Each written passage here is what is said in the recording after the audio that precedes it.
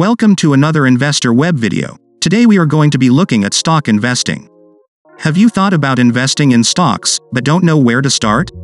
There are several types of stocks you can consider, and each has its own benefits and drawbacks. Understanding the different options available to you will allow you to better plan your portfolio and find a strategy that works well with your goals and risk tolerance. Here are 4 types of stocks you should consider adding to your portfolio. 1. Blue chip stocks. Blue chip stocks are the backbone of a portfolio. They are large, well-established companies that provide steady dividend payments. They are also less volatile and have a low risk for investors' portfolios. A blue chip stock is often defined as a company with a market cap greater than $5 billion and an average trading volume greater than 500,000 shares per day. Some examples include ExxonMobil Corp., General Electric Company, AT&T Inc., and Walmart Stores Inc. Benefits of blue chip stocks are their long-term stability and their ability to weather economic downturns. The downside is that they don't typically pay dividends very frequently, every 3 or 4 years, so it can take some time for investors to realize any return on their investment. 2. Dividend stocks. Dividend stocks are a good option for passive income and capital appreciation.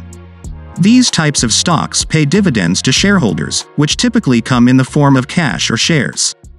Dividends can provide a stable stream of income that can help grow your portfolio over time. The downside is that you don't get voting rights with these types of stocks and they may not be as liquid as common stock.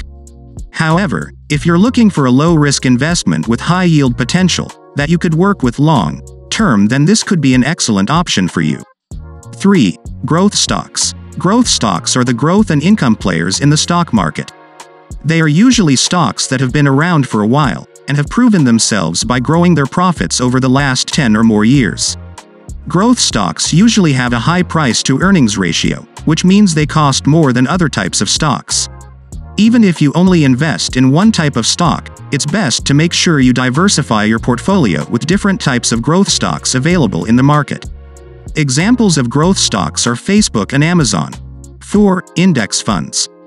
Index funds are a low-cost way to invest in the stock market. They're passively managed, meaning they track an index like the S&P 500 or Nasdaq Composite and don't require much maintenance.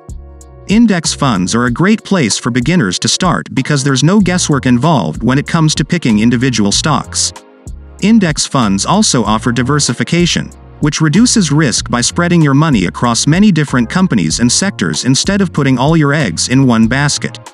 And if you're looking for broad exposure, index funds can give you that with just one purchase. If you want more control over your investments but still want some diversification, exchange-traded funds, ETFs, may be right for you. Don't forget to like and subscribe to Investor Web for more videos like this. See you on the next video.